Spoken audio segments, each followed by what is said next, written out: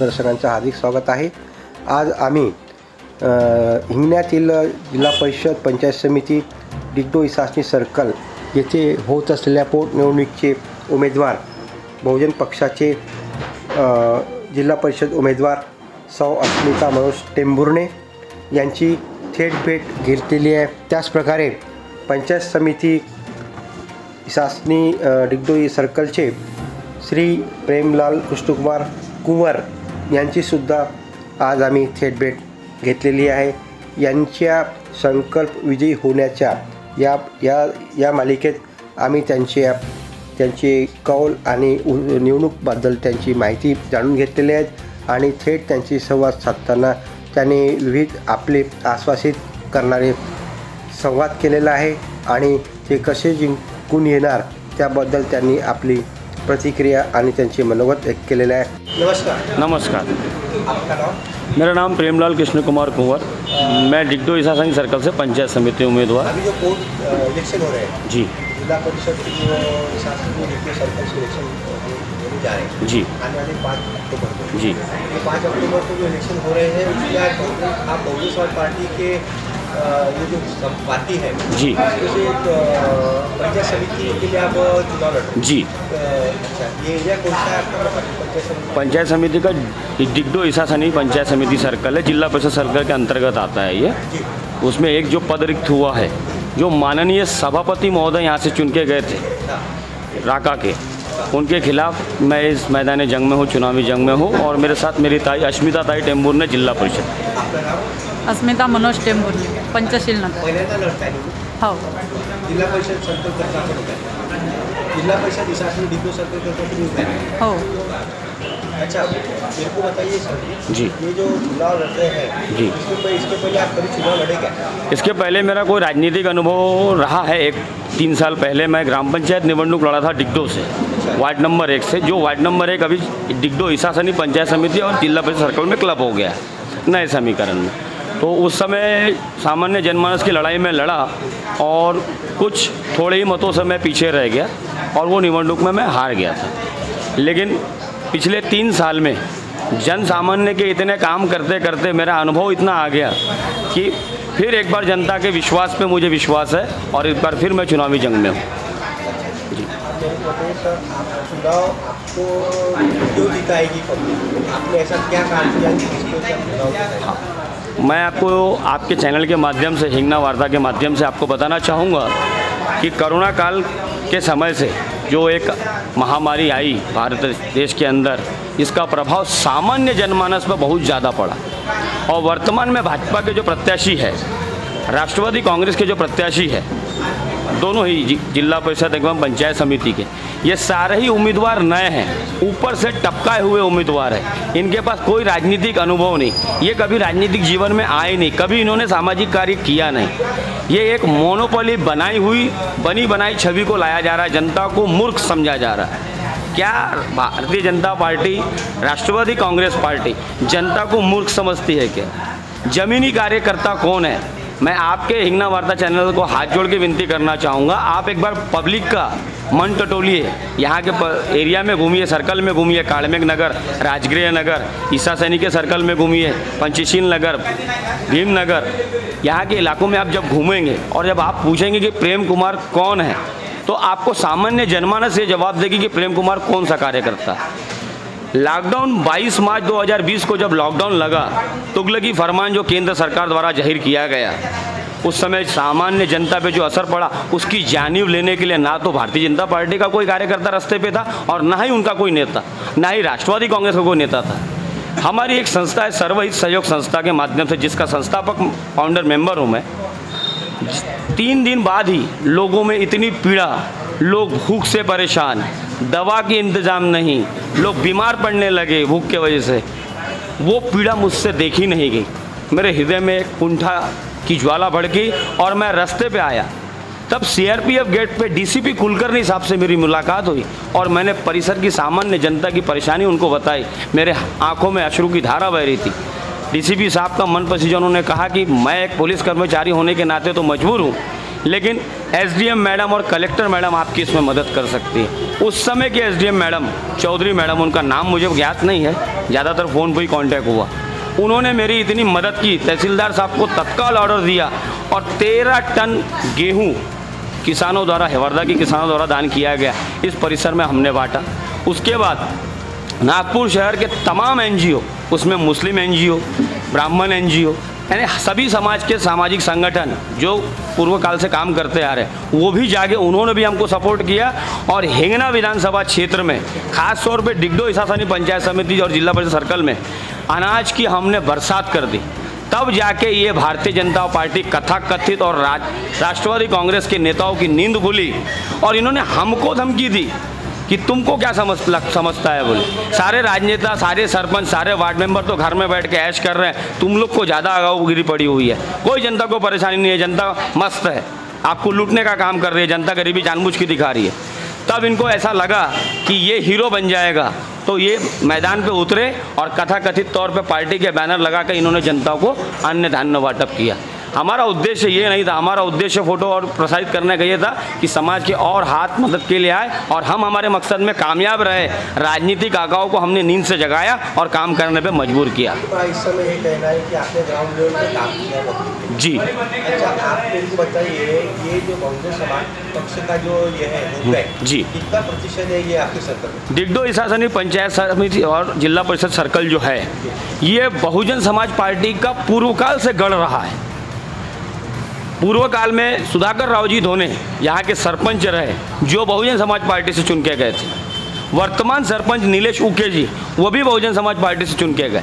माननीय सुधाकर राव जी धोने भारतीय जनता पार्टी के प्रलोभन में आके प्रवेश कर लिया और समाज से दगाबाजी की। श्रीमान नीलेश उके जी की क्या राजनीतिक मजबूरियाँ रही, पारिवारिक मजबूरियाँ रही, वो भी बहुजन समाज पार्टी से चुनने के बाद राष्ट्रवादी कांग्रेस में चले गए।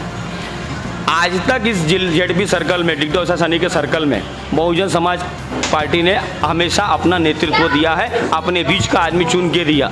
और इनके हमारे समाज के लोगों जो चुन के आए, उनको पैसों का प्रलोभन देके, राजनीतिक उठाईगिरी का प्रलोभन देके भारतीय जनता पार्टी ने समय समय पर, और राष्ट्रवादी कांग्रेस के पूर्व मंत्री रमेश चंद्र बंग जी, इन्होंने नए नए पैमाने हथकंडे अपना के बहुजन समाज पार्टी के जो नेता चुन के आए, उनको प्रलोभन देके अपनी ओर खींच लिया।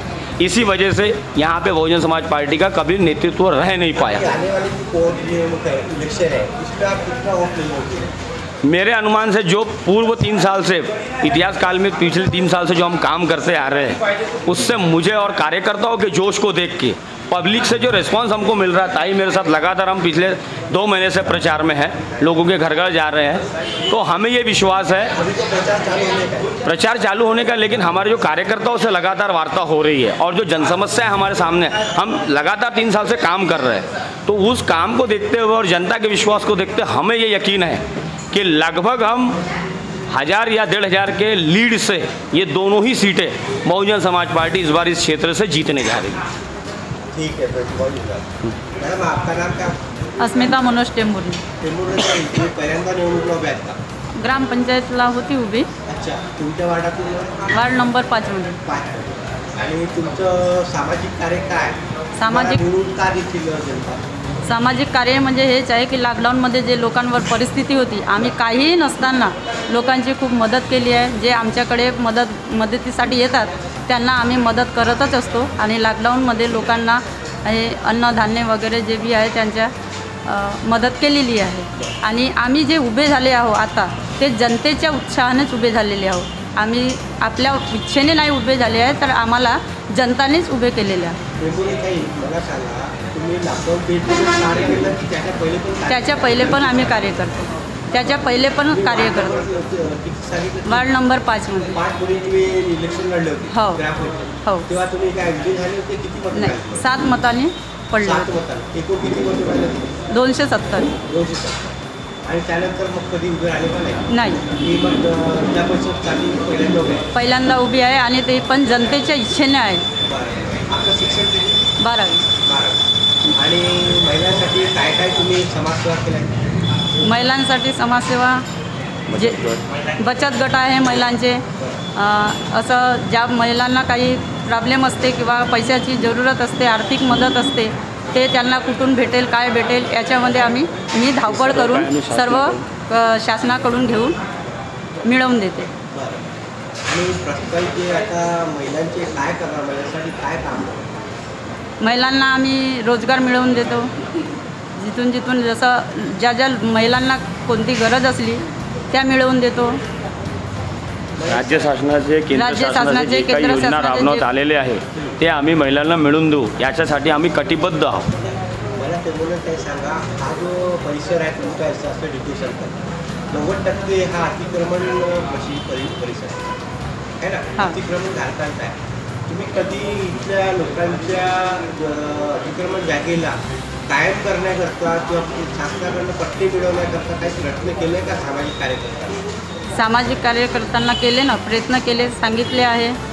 सरपंचाकडे गेले होते आम्ही. सरपंचांना तुम्ही शासनाकडे असे काही निवेदन दिले का कधी? सरपंच 2 वर्ष अगोदर आम्ही दिलेले आहे, 2-3 वेळा निवेदन दिलेलं द्वारे आहे. दिलेलं आहे शासनाकडे. पण तिथे आम्हाला उत्तर भेटलेलं आहे की हे जंगल झोडपी म्हणून असा कायदा आहे आणि या परिसरात पट्टे वितरण करता येत नाही. पण आमचा संघर्ष तरी पण जारी आहे. आम्ही शासनासोबत लढाई लढत आहोत. जनतेचा आमच्यावर विश्वास आहे. जनतेला विश्वास है कि हमें पट्टे मिलून घेऊन त्यांना के ही हिंगना वार्ता चैनल के माध्यम से एक बात बहुत संज्ञान में डालना चाहूँगा और बहुत महत्वपूर्ण मुद्दा है. जब 1.5 साल से इस परिसर में मैं घूम रहा हूँ, इस परिसर में इतनी गंदगी है, ना नालियाँ हैं, ना सड़कें हैं. बरसात में ये क्षेत्र बदहाल हो जाता है, बीमारियों से तंग रहते हैं लोग. ना उपचार की सुविधा है, ना सरकारी PSC बराबर रेगुलेट है. कैसे यहाँ के लोग रहते हैं मैं इसकी कल्पना नहीं कर पाता हूँ. लोग किस तरह से बर्दाश्त करके रह रहे हैं. जब मैं लोगों के बीच में गया, ताई मेरे साथ थी, लोगों ने बताया परिसर के बारे में. बहुजन समाज पार्टी का गढ़ रहा है. बहुजन समाज के लोगों ने इस बार हमारे पे विश्वास दिखाया है, उत्साह दिखाया है. नहीं तो पिछले 2 बार के इलेक्शन में लोग इस बहुजन समाज के ही लोग अपने पार्टी से ही दुखी हो गए थे कि इनके नेता चुन के आते और फिर बड़ी बड़ी पार्टियों में चले जाते और अपना विकास करते, क्षेत्र को छोड़ देते, जनता को छोड़ देते.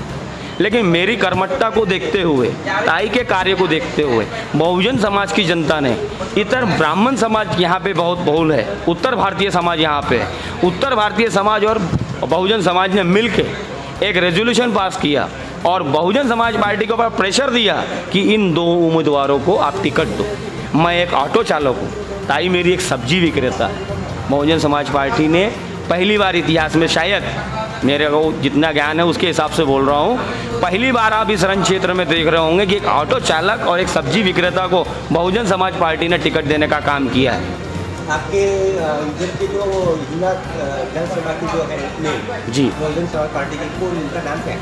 श्री माननीय सुरेश मानवटकर जी है. अच्छा, इनका पूरा मार्गदर्शन मिला है? इनका पूरा मार्गदर्शन मिला है. राजकुमार बोरकर जी का, महेश वासनिक जी का, ये 3 ही लोग हमारे पार्टी के मेन है. सुरेंद्र शिंदे जी, इनके मार्गदर्शन, ये लोग हमारे घर तक आए.